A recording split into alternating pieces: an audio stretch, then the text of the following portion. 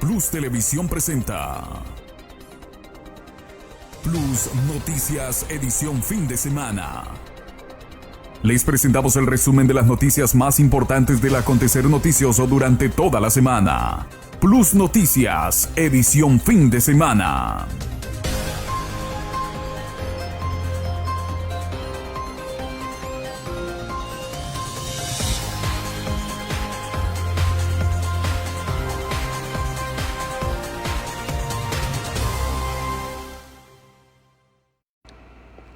Muy buenas tardes, sean todos bienvenidos a esta edición sabatina de Plus Noticias. Aquí le presentamos, por lo general, el resumen noticioso de lo que ha acontecido durante la semana. Hoy estamos en el sábado 28 de diciembre del año 2019, a escasos días de concluir este año para comenzar un nuevo, el 2020. En esta ocasión haremos una excepción, no vamos a traerles a ustedes algunos resúmenes, no le vamos a traer los hechos destacados.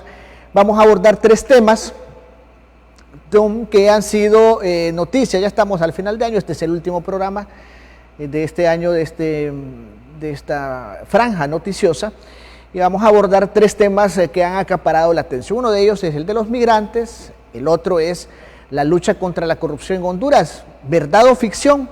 Bueno, vamos a reflexionar sobre esa situación. Y lo otro, el deterioro económico de la economía nacional. Vamos a abordar esos tres temas durante estos 60 minutos y vamos a arrancar con el tema de la migración.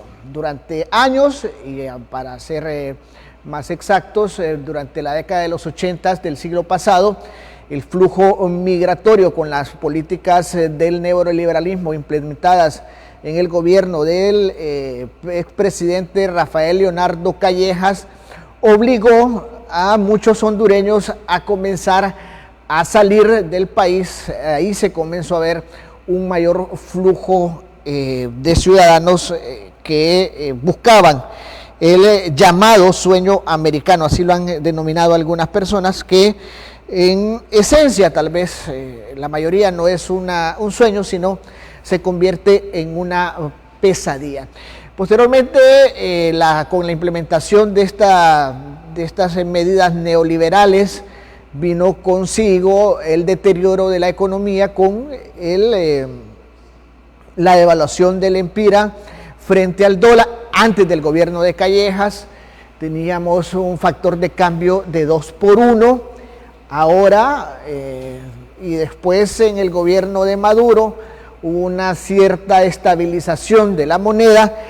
En el gobierno después del expresidente Manuel Zelaya Rosales hubo un proceso también de que la moneda se mantuvo en 19.0283 y 18.89.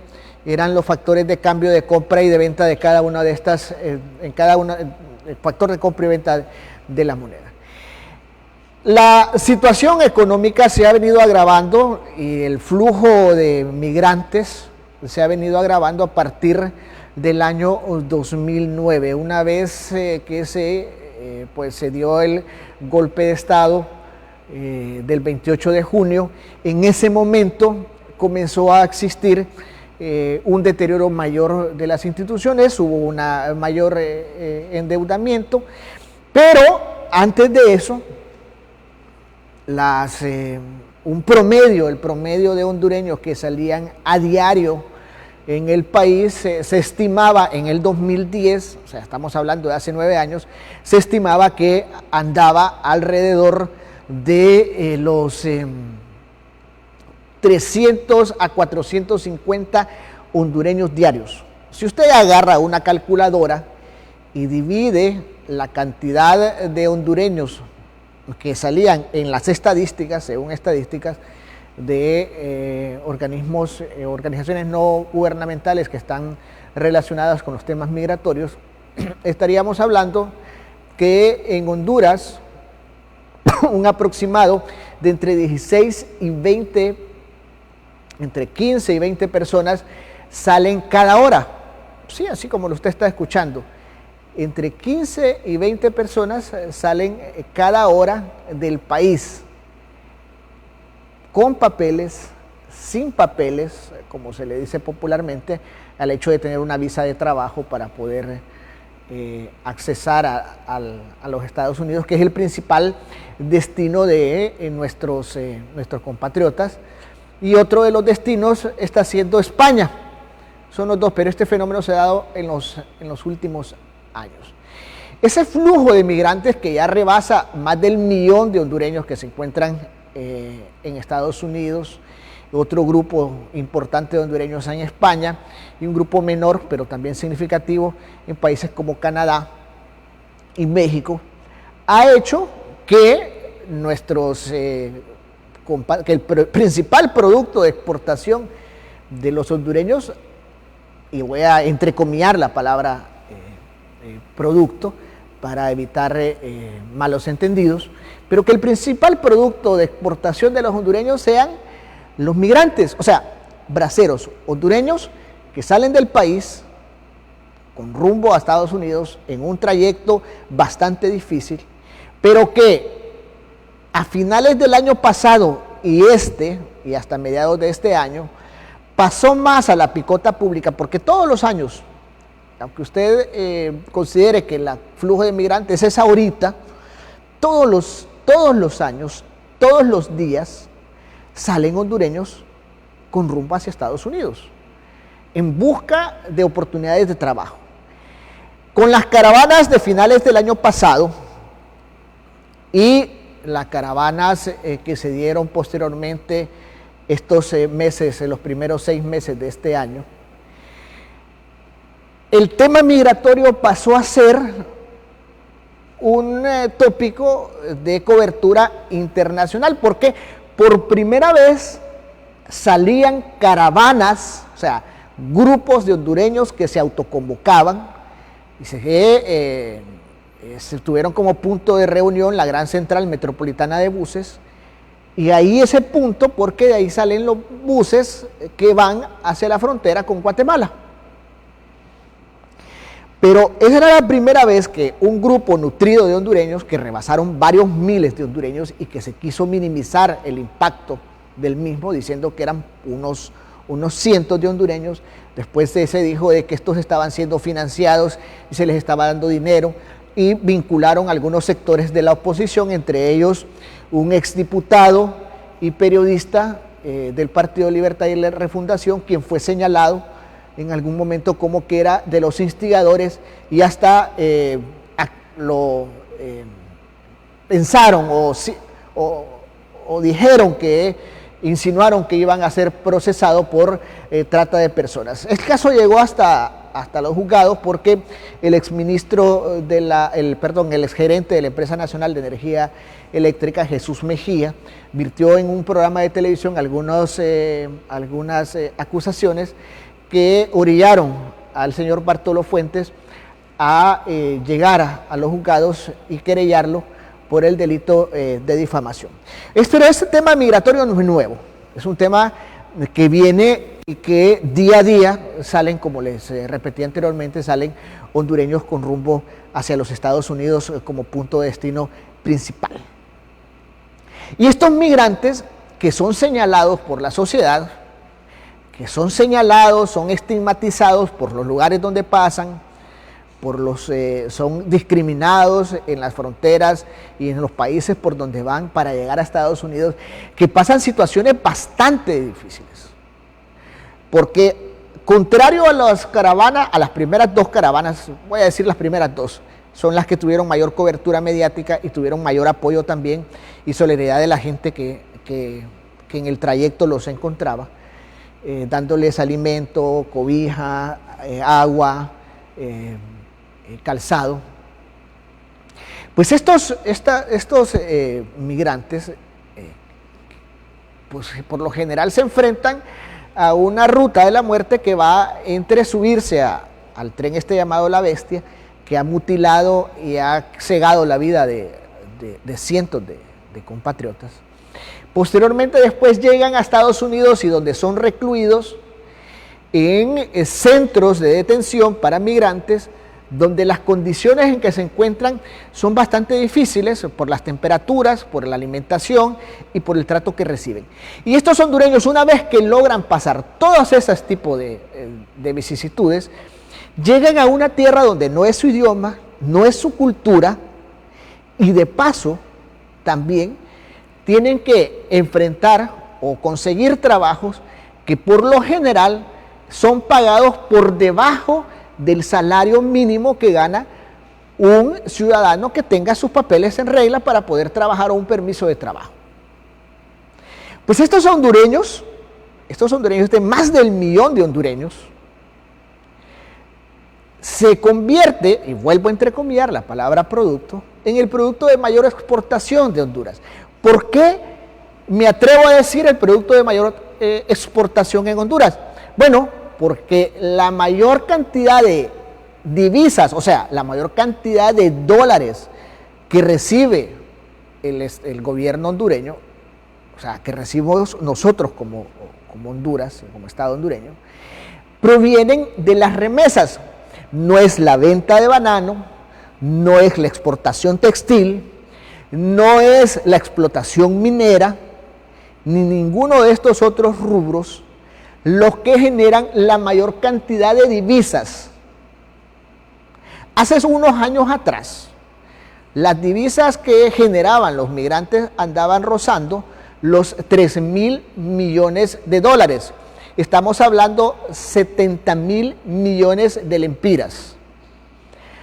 A la fecha, se estima que las remesas van a andar al cierre de este año por encima de los 5.000 millones de dólares. Estamos hablando que son más de 100.000 millones de lempiras que entran. Entonces, en una situación un poco contradictoria, por un lado se limita la salida de los hondureños por parte, y eso es por las presiones del gobierno estadounidense a sus homólogos hondureños, para que no puedan salir hondureños, pero que al final, no a solo a este gobierno, a cualquiera de los últimos gobiernos que han existido en los últimos más de 20 años, la cantidad de remesas que producen, o la cantidad de dólares que producen esos hondureños y que envían para sus compatriotas acá, sus familiares, son la principal fuente de ingresos de dólares para el país. Pero aún así, con todo este panorama, en el 2010, para ser más específico, entre marzo y mayo del 2010, se aprobó en el gobierno de Porfirio Lobo Sosa, que ahora es opositor al actual titular del Ejecutivo, el abogado Hernández Alvarado, aprobaron un severo paquete de medidas económicas que implicaba que esos hondureños discriminados, excluidos en nuestro país, obligados a irse, obligados no porque alguien les diga váyanse, sino las necesidades y la falta de oportunidades le dice que tienen que ir a buscar un mejor futuro, y consideran que son en Estados Unidos el punto predilecto de partida, o de llegada, perdón, el lugar donde pueden encontrar esas oportunidades que no les da el país. Esos hondureños que allá enfrentan el choque cultural del idioma, las costumbres, la alimentación, que no reciben el pago que deberían de tener por actividades que por lo general los estadounidenses no están dispuestos a realizar, fueron gravados o fueron castigados porque las llamadas que ellos realizaban de Estados Unidos para acá fueron grabadas con una cantidad de 3 centavos de dólar el minuto. Eso quiere decir que fuera de lo que mandan, todavía cuando buscan conectarse para sentir cerca de su país, también están siendo castigados con el tema de las llamadas telefónicas. No es miel sobre hojuelas la que tienen los migrantes en nuestro país, que van de nuestro país hacia otros rumbos, principalmente Estados Unidos. No es que el hondureño sea Aragán. Hay una expresión que algunas personas la repiten insistentemente de que el hondureño es Aragán. No, el hondureño no es Aragán. No es Aragán porque en un ejemplo sencillo le podemos expresar, los compatriotas que van hacia Estados Unidos, hacia España, pero principalmente a la Unión estadounidense, laboran jornadas de entre 12 y 14 horas diarias, de 10, 12 y 14 horas diarias. Si el hondureño fuera Aragán, no tomara esas jornadas de trabajo extenuantes, porque no es un trabajo en oficina. No es que usted va a estar con aire acondicionado y en una computadora trabajando, o va a estar en un call center. No, es trabajo de campo, en la construcción, en las granjas, en casas, en jardines, en comidas rápidas. Ahí es donde trabajan nuestros compatriotas. Y en los últimos años ya no es únicamente el hondureño sin estudio universitario, el hondureño sin trabajo, el que se va del país. El fenómeno ha crecido de tal forma que ahora el hondureño que sale también es un hondureño con otro perfil, porque muchos de ellos tienen trabajo pero no les ajusta, y lo otro, tienen estudios, algunos de ellos universitarios, y por la falta de oportunidades se van. En mi perspectiva, los héroes, verdaderos héroes anónimos porque no tenemos los nombres de todos, porque muchos no se sabe que ya no están acá, excepto sus círculos familiares. Son esos compatriotas que arriesgan la vida, esos compatriotas que toman la decisión, si hubiese un término superior al de valiente, lo mencionaría, de irse a un futuro incierto, enfrentar todas y todos los peligros y vicisitudes que se dan en el camino, y ya una vez en tierras estadounidenses, y todavía, aún así, son discriminados, son degradados, y cuando tienen el infortunio de ser retornados, no son o no hay mecanismos para la reinserción, a pesar de los esfuerzos que han hecho algunas organizaciones no gubernamentales, pero se vuelve insuficiente para poder atender esto. Los verdaderos héroes de nuestro país no usan capa, no usan antifaz, no tienen facilidad de palabra, no son mediáticos, no tienen miles de likes o sus historias son compartidas en redes sociales, no son glorificados, son los migrantes hondureños.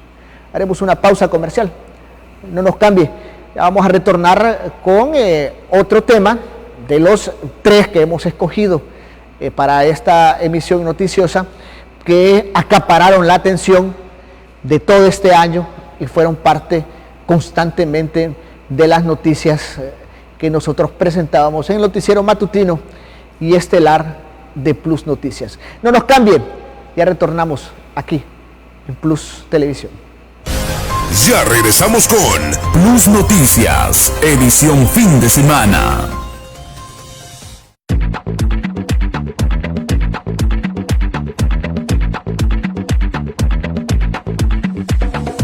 Hola, mi nombre es Eric Knight y soy estudiante de la carrera de Ingeniería en Sistemas Computacionales.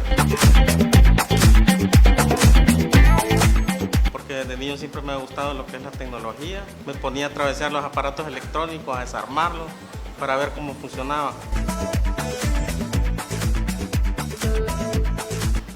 Bueno, me di cuenta por medio de mi hermano que él estudió en la universidad, egresado, y por una beca que conseguí pude continuar mis estudios aquí en la universidad.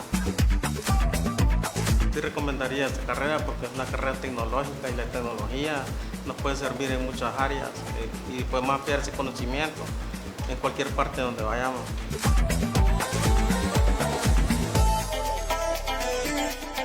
Si a ti te gusta como a mí, te recomendaría que te matricules en la carrera de Ingeniería en Sistemas de la Universidad Cristiana de Honduras, UCRIS. UCRIS, educación con valores. Gloria Salon y Spa le atienden sus nuevas instalaciones con el más moderno concepto de servicio en el área de belleza. Contamos con personal altamente calificado para brindarle un servicio con excelencia. Tenemos amplias instalaciones completamente adecuadas a sus necesidades. Visítenos. Estamos ubicados en Colonia Prado Alto, 26 calle, 10 y 11 avenida. Nuestro horario de atención es de lunes a sábado de 7 de la mañana a 6 de la tarde. Para citas, llámenos a 2556-5895 o visítenos en Facebook, Gloria Salon y Spa. Le esperamos.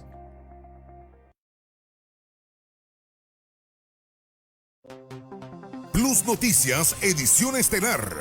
Informándole veraz y objetivamente sobre el acontecer noticioso a nivel nacional e internacional. Con un formato dinámico y un enfoque positivo sobre los diferentes temas que hacen la noticia. Plus Noticias, edición estelar. Lunes a viernes a las 9 de la noche. Solo por Plus es más televisión. Continuamos con Plus Noticias, edición fin de semana. Retornamos en esta edición sabatina de Plus Noticias. Por ser el último sábado de este año, hemos decidido abordar 3 temas de los que más acapararon la atención durante todo el año. Uno de ellos fue el tema migratorio, todo lo que viven nuestros hondureños hacia el paso hacia los Estados Unidos como punto de destino principal. Ahora vamos a abordar el otro tópico, y es el deterioro económico de nuestro país. La crisis económica que, a pesar que se está hablando que las cifras macroeconómicas, o sea, la macroeconomía tiene valores positivos, a pesar que han afirmado algunas personas cercanas al oficialismo que Honduras es el país de los países de mayor crecimiento en el área de Latinoamérica. Ayer uno de los personeros del Consejo Hondureño de la Empresa Privada expresaba que Honduras iba a cerrar el 2019 con un crecimiento que andaría en el 2.7%. 2.7%. Escuche bien ese dato, 2.7%. En el 2008 y 2009, hasta antes del golpe de Estado, Honduras tenía índices de crecimiento arriba del 4.5%, llegó hasta más del 5%. Para que nuestro país pueda tener un despegue económico, necesita forzosamente tener índices de crecimiento por encima del 4 y el 5% de forma constante. O sea, no un año ni 2, sino varios años de forma constante. Porque el crecimiento económico del 2.7 es prácticamente que no se ha crecido nada, sino es lo que normalmente, por el desarrollo y la ampliación de las empresas, se puede tener. O sea, 2.7, a pesar que nos quieran decir o nos han dicho que es una cifra mayor, de las mayores que tiene en este año Latinoamérica por la desaceleración económica a nivel mundial, no es suficiente para que los hondureños podamos salir de este bache en el que nos encontramos. Y las cifras hablan por sí solas. Bueno, Honduras es un país con más de 1 millón de hondureños y hondureñas que no sabe leer ni escribir. O sea, tenemos problemas serios en educación. El índice de pobreza en nuestro país rebasa el 60%, llegando casi al 70%. En los últimos años, en lugar de retroceder la pobreza ha ido ganando terreno. O sea, tenemos más pobres hoy que hace 8 años atrás. Tenemos más pobres hoy que hace 10 años atrás. Y la extrema pobreza ha crecido también. O sea, 4 de cada 100 hondureños, 4 de cada 10 hondureños se encuentra en extrema pobreza. O sea, son personas que no pueden suplir las necesidades básicas y que viven con menos de $2 al día. O sea, $2, eso equivale aproximadamente 50 lempiras. Poco menos de 50 lempiras, pero vamos a redondearlo. $2 equivale a menos de 50 lempiras. Y una buena parte de los hondureños viven con menos de esa cantidad. Tenemos una cantidad de hondureños y hondureñas que no pueden acceder al sistema educativo público, y mucho menos el privado. La deserción escolar no ha disminuido, significativamente no ha disminuido. El subempleo en el país ha ido en aumento. Hay más de 400,000 jóvenes que no estudian ni trabajan, que se llaman y que se les dicen que son los ninis. Y hay más de 1 millón de hondureños que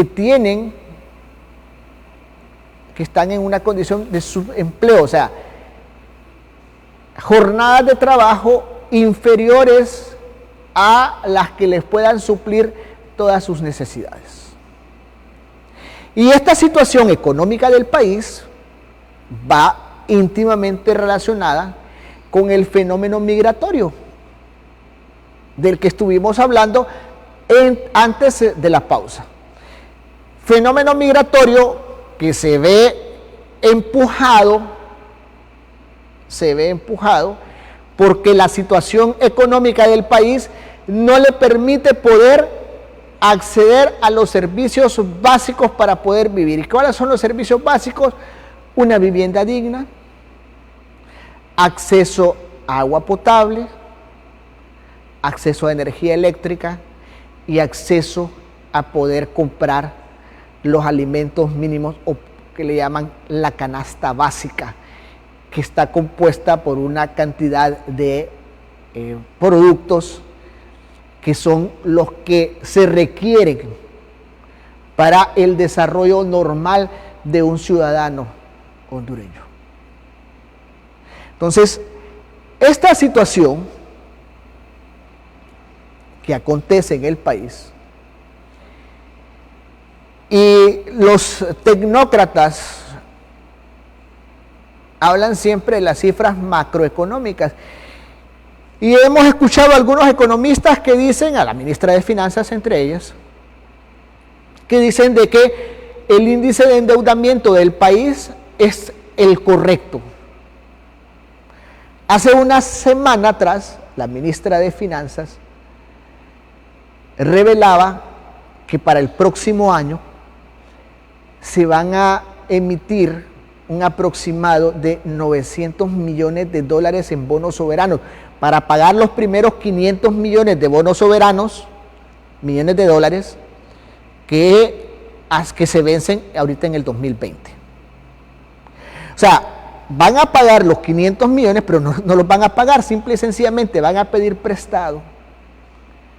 Y busca algo así como, que no es exactamente, pero una como consolidación de deuda. Y entonces usted le dice, mira, yo debo tanto, debo 10.000 lempiras, pero para salir de este bache, préstame 15, te pago los 10 y me quedo con 5 para capital de trabajo. Bueno, básicamente, en un resumen, nada más que en una cifra pequeña, trato de exponer o ejemplificar lo que nos dijo la ministra de Finanzas. Si a eso le sumamos la iniciativa o la petición que han hecho el gobierno para poder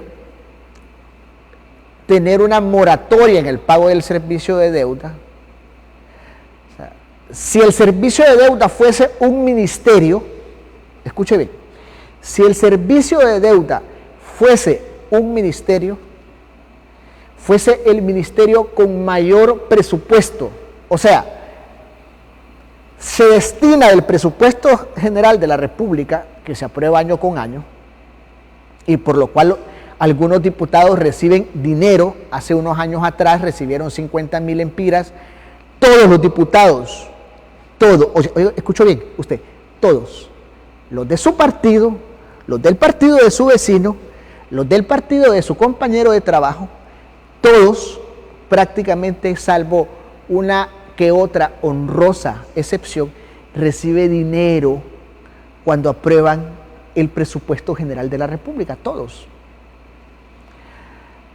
Salió esta semana anterior, salió la denuncia de un diputado donde dice que hasta 100.000 lempiras recibieron. Hace un año o 2 años recibieron 50.000, hoy reciben 100.000 lempiras por aprobar el presupuesto general de la República. ¿A cuenta de qué le va a pagar usted a un diputado 50 o 100.000 lempiras de bonificación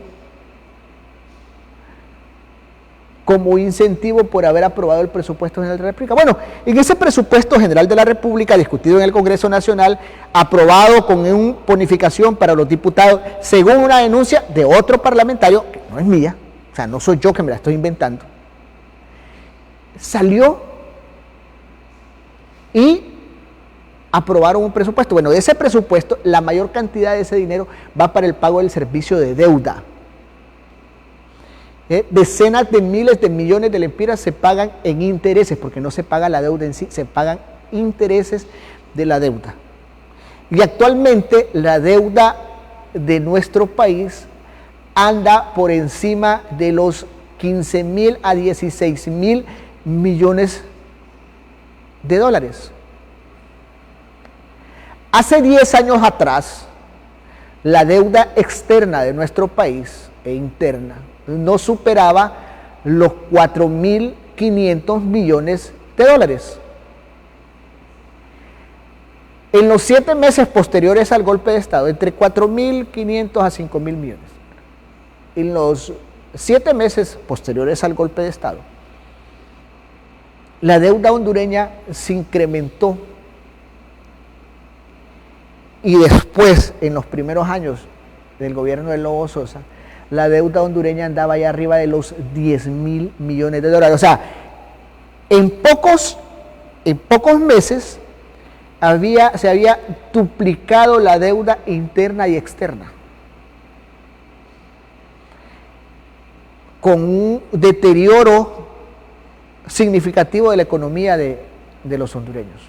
Entonces es donde no cuadran las cifras, y aunque los economistas o los tecnócratas nos digan que tenemos excelentes cifras macroeconómicas, o sea, quiere decir, tenemos dinero para seguir pagando nuestra deuda o para poder seguir pagando los intereses de nuestra deuda, y cuando se vence la refinanciamos y nunca terminamos de pagarla.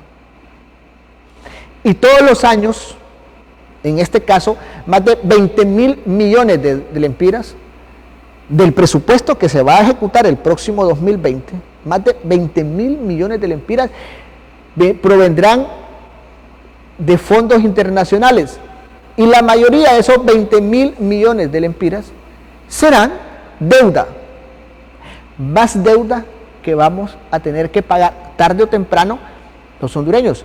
Lo va a pagar a usted, que es liberal, lo va a pagar usted, que es de libre, lo va a pagar usted, que es nacionalista, lo va a pagar usted, que dice que no tiene partido, lo va a pagar a usted, que probablemente diga que la política no le da de comer y que con la política no se come, también usted va a pagarla. Y si no reflexionamos sobre este tipo de cosas y no tenemos cuidado con las personas que escogemos nosotros, porque este tema no es de simpatías, no es, me cae bien, ese diputado grita lo que a mí me gusta, ya sea que grite 4 años más o ya dice que grite fuera jo. O ya dice que diga que hay que rescatar el Partido Liberal, o ya sea que diga que solo va a combatir la corrupción. No solo es de escoger cada 4 años a esas personas que expresan lo que usted siente y buscan palabras para que usted se identifique con ellos. Este 2020, no lo digo yo, lo han dicho los economistas, la situación que se avecina no es nada halagadora o alentadora. La situación está y estará un poco más complicada de lo que ha estado este 2019. Y prueba de ello, pues, también le preguntamos a la población, en la sección de la Plus encuesta, cómo visualizan que estará la economía del país. Veamos qué es lo que nos respondieron.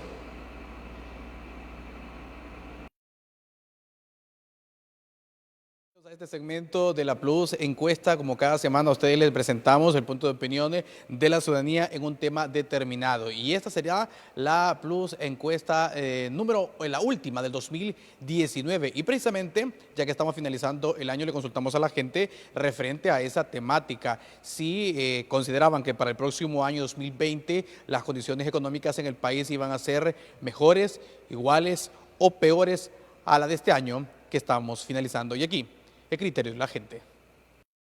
Bueno, creo yo, con todo lo que he estado viendo, que estarán iguales o a peores, porque sí, la situación económica ahorita se mira que está como dicen, quemado. Aquí está quemado todo esto, todo lado está quemado ahorita.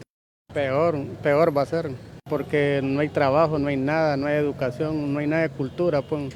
Estamos en una crisis tremenda porque no tienen que abrir bastante trabajo para que todos estemos trabajando y que no haya mucha gente delinquiendo. Doy como esperanza que sí, ¿no? Viene un año nuevo en el cual se puede atraer nuevas inversiones, ¿verdad? Confiar en eso, ¿verdad? Es cierto que vivimos una situación un poco crítica, ¿verdad? En cuanto a corrupción, ¿verdad? Pero no dudo que siempre Honduras es un país correcto para poder invertir, ya que tenemos varios factores, como las dos vías al mar, ¿verdad? Siempre nos va a influir, por mucho que tengamos de corrupción, siempre nos va a influir a manera que podamos progresar. Ese es mi criterio, ¿verdad? Y ojalá que eso pase en el 2019 y en los próximos años, ¿no? Yo creo que va a estar peor, porque no se ve nada, pues, que el gobierno haga algo para solventar la crisis, sino que más bien se va agudizando. Fatal, mi amigo. No miramos cambio. Solamente Dios los puede cambiar este país, porque cambio por parte del gobierno no hay. Estamos fracasados. No es nada todavía, porque así como estamos viviendo, sin trabajo y nada, pues no esperamos nada de otro año. Lo mismo va a estar. Lo mismo, lo que uno espera es que uno envejece más. Es todo. De ahí todo sigue igual. Yo digo que este año que viene va a ser mejor, porque van a entrar proyectos nuevos y va a haber más empleo. La verdad es que estamos viviendo momentos difíciles. La economía de nuestro país, si tú te fijas, está todo por la 20, como dirían, ¿verdad? En el Vox Populi. Pero realmente no estamos en un 100% seguros. Yo te diré algo, se nos avecina un año bastante pesado. Recuerda que viene un año político, donde los políticos quieren generar más y más poder para ellos. Y este pueblo, antes y a duras penas, ha subsistido por la gracia de Dios con estos paupérrimos sueldos que tienen aquí en este país. Así es que realmente no creo que vaya a ser ni mejor, sino que al contrario, creo que va a ser peor de lo que estamos viviendo ahorita. No. Peor, bueno, las cosas así como están en Honduras, solo Dios es que puede componer esto. De ahí los gobernantes de ningún partido político. Mi único gobierno se llama Jesucristo. Eso es lo único. ¿Es la única esperanza? Es la única esperanza que hay. No hay otra cosa. Ya lo escucharon ustedes, en su mayoría la gente piensa por las condiciones económicas que se han experimentado en estos 12 meses que el próximo año la historia no será nada distinta, que se puede repetir, incluso puede ser peor a la que ya hemos vivido, porque no se ven cambios importantes y significativos que puedan dar ese punto y aparte para el siguiente año. Pero también hay una minoría que sí considera que las cosas puedan cambiar. Soy José Bonilla informando para Plus Noticias. Este fue el sentir y el pensar, ciudadanos sanpedranos escogidos al azar en el centro de esta ciudad, capital industrial del país. Esto es lo que opina usted, podrá sacar sus propias conclusiones. Lo que sí le recomiendo es ser muy mesurado en sus gastos, trate de mantener o tener una cultura de austeridad en su economía familiar, trate de endeudarse lo menos posible, trate de evitar los gastos, el llamado gasto hormiga. Un gasto hormiga podría ser, usted pasa por la calle y todos los días camino a su trabajo o en algún lado se compra un refresco, ya sea en la pulpería o ya sea en una tienda de conveniencia, que podrá andar entre los 16, 15, 16, hasta 22 lempiras podría llegarle un refresco en envase no retornable, o sea, envase plástico. Entonces saque usted cuánto gastaría al mes y cuánto gastaría al año. Y en ese pequeños gastos, insignificantes para algunos, saque usted cuánto le representan al final del año. En lo que usted pueda o considere que puede eliminar ese tipo de gastos, hágalo. Porque por muy optimistas que podamos ser, la situación que se avecina, pues no será mejor que la que hemos tenido, a menos que algo extraordinario suceda. Para ir concluyendo y cambiando de tema, también dijimos que íbamos a abordar el tema de la corrupción. El tema de la corrupción ocupó y acaparó los espacios noticiosos durante todo este año y también lo ha ocupado por el tema de la renovación o no de la MASI y consigo también de la UFESIC, que es la Unidad Fiscal Especial. Que esa es una unidad que está adscrita a la MASI o que depende de la MASI, que es parte de la estructura del Ministerio Público, pero se creó para la MASI. Entonces, la pregunta es si la lucha contra la corrupción en nuestro país es una realidad o una ficción. ¿Será que realmente se está combatiendo la corrupción en el país? A decir verdad, en los últimos años hemos logrado ver que han llegado a los juzgados de la República algún tipo de ciudadanos que en otras ocasiones era impensable. El tema es que los tentáculos de la corrupción en el país, o las raíces de la corrupción en el país, son tan fuertes y los sistemas de investigación nacionales no son robustos, hace que en su mayoría los que tienen mucho recurso económico logren salir bien librados. Fuera de la mácula a nivel nacional, en la opinión pública nacional, fuera de eso, fuera de esa mancha o ese estigma, la mayoría de aquellas personas señaladas por actos de corrupción no han logrado ser sentencia ejemplar. Lo otro es que los procesos judiciales avanzan muy lento y tenemos en el país situaciones que llevan más de 10 años y todavía no están firmes. Pero también hay que señalar que se ha logrado condenar, por lo menos en primera instancia, a algunas personas como expresidentes del Colegio de Abogados de Honduras por señalamiento de indebido manejo de fondos. Hemos visto en los juzgados a diputados y diputadas, la mayoría de ellos están firmando, o sea, otros han sido sobreseídos. El caso más rimbombante es la condena contra la señora Rosa Elena Bonilla, esposa de Porfirio Lobo Sosa. Ese es uno de los casos más rimbombantes y que eso orilló, o podemos poner como punto de partida, el cambio de actitud de Porfirio Lobo Sosa hacia el actual titular del Ejecutivo. Recordemos que Lobo Sosa fue el padrino político, lo impulsó, lo apoyó, lo llevó al Congreso Nacional y apoyó para que se convirtiera en el candidato de ese partido político en las elecciones del 2013. Y cuando fue señalada a su esposa en un caso de corrupción, entonces ahí hubo un cambio. Ese ha sido el punto más rimbombante. Otro de los puntos más fuertes en las condenas contra algunos de los que fueron mandos intermedios en el Seguro Social, y le digo mandos intermedios en el Seguro Social, a pesar que ahí está quien fue su director, porque cuando usted recolecta o suma la cantidad de bienes que se han incautado y asegurado,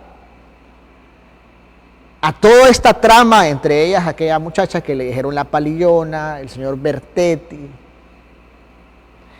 no suman ni 300 millones de lempiras. 300 millones es una cifra bastante grande. Pero el escándalo del Seguro Social rondó por los 7.000 millones de lempiras. Y en las cifras más conservadoras, que son miembros de la comisión que tiene intervenido y que tiene tiene una cantidad de años ahí de estar interviniendo el Seguro Social, dice que el desfalco del Seguro Social fue por más de 2.200 o 2.400 millones de lempiras. O sea, si tomamos la cifra más pequeña o la más modesta, sí, lo vamos a llamar modesta, más de 2.000 millones de lempiras, comparado con el dinero que se ha recuperado en bienes, muebles, inmuebles y en efectivo, se queda corto. Entonces la pregunta es, ¿dónde están los otros responsables del dreno del Seguro Social? Tenemos guardando prisión a alguien como Jacobo Regalado Welsenblum, hijo del general Humberto Regalado, que fue también ministro de la SAC, que fue funcionario en la municipalidad de San Pedrana hace unos años atrás, que fue presidente de Lagas, fue presidente del COEP. Y en esta lucha contra la corrupción, sí han habido ciertos avances, pero también hay algunos retrocesos. Y esos retrocesos se dan cuando en el Congreso Nacional de la República no se ha discutido para aprobar o no la ley de colaboración eficaz, que tiene ya 4 años más o menos de estarse hablando de la ley de colaboración eficaz y que la MASI lo ha pedido. Cuando todavía está vigente la ley de secretos oficiales tal y como está. Y donde declaran, funcionarios tienen la posibilidad o la libertad, el libre albedrío de declarar de seguridad y esconder durante varios años algunos documentos, como algo tan sencillo como una licencia ambiental. Y un ministro de Medio Ambiente decidió que las licencias ambientales otorgadas a empresas que han sido cuestionadas por comunidades por no haber seguido los procedimientos para la obtención de las mismas, se convertían en un secreto de Estado. Entonces, con una ley, sin una ley de colaboración eficaz, sin una ley con una ley de secretos oficiales, con unas modificaciones que le hicieron a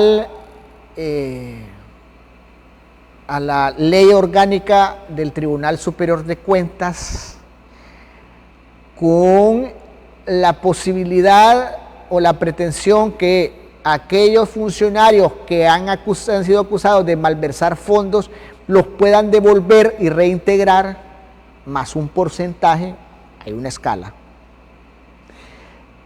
más el pacto de impunidad, más lo que se le ha denominado en la opinión pública, a pesar que el titular y los cercanos del legislativo dicen que no hay, lo que han llamado el retorno a la inmunidad, o sea, que exista un fuero legislativo, quiere decir que el Congreso Nacional de la República serán los diputados quienes decidan si un diputado o no es objeto para ser requerido. Antes se llamaba declarar con lugar, declararlo para los ediles es el antejuicio, antes con la inmunidad parlamentaria, pues había también un procedimiento similar que le impedía a los diputados, que impedía que los diputados fuesen tan fácilmente llevados a los juzgados de la República. Entonces hay instituciones que sí quieren avanzar, la MASI no ha dado los resultados que la población esperaba, pero a pesar de eso es lo más cercano a la lucha contra la corrupción del país que hay. El CNA ha hecho señalamientos, el Consejo Nacional Anticorrupción ha hecho señalamientos importantes contra algunos funcionarios y exfuncionarios,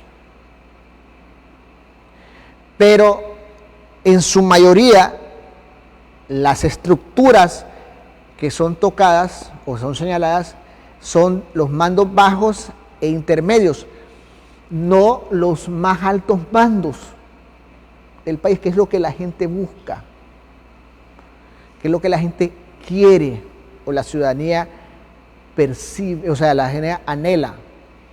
Algunos datos hablan que en materia de corrupción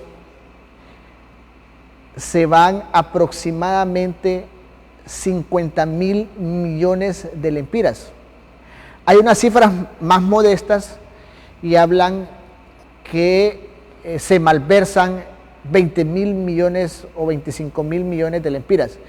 Cualquiera de las dos cifras, estamos hablando de más de 1.000 millones de dólares o 2.000 millones de dólares. Contando que la deuda externa del país anda arriba de los 16.000 millones, estaríamos hablando que si se lograra combatir en un alto porcentaje la corrupción, el país tendría la capacidad de 10 años prácticamente salir de su deuda y no deberle a los organismos de crédito internacional. Así, el tema de la deuda es multifactorial, la forma de pagos también igual, son bastante relativos, pero en un simplismo, para poner únicamente de ejemplo. Entonces, hay una lucha, hay quienes quieren hacer una lucha, pero hay quienes contienen eso y están peleando para detener una situación que es una demanda nacional y que eso orilló, fue esa demanda de la gente en las calles la que orilló que la clase política aprobara la MASI. La MASI no es que querían aprobarla, no es que quería que llegaran acá al país, no querían que viniera un organismo internacional a contarles las costillas, a pedirles cuentas a los funcionarios. Y en este proceso de la corrupción, todos de alguna forma tenemos que ver. Los diputados al Congreso Nacional de la República que se recetaron un aumento del 100%, todos, los de su partido, los del partido de su vecino, los del partido de su compañero de trabajo, todos, a pesar que algunos salieron diciendo en los medios de comunicación que era un asqueroso aumento del salario, pero todos al final se quedaron con el aumento cuando solo laboran un aproximado de 9 a 12 horas semanales. Y la jornada de trabajo de un hondureño, si estamos hablando de acuerdo al Código de Trabajo, es arriba de las 40 horas semanales. O sea, 44 horas y se pagan 48. O sea, lo que trabaja un hondureño, y no digamos un obrero de la construcción, alguien en un call center que puede trabajar hasta 10 horas, algún obrero de maquila que puede trabajar 12 horas, 10.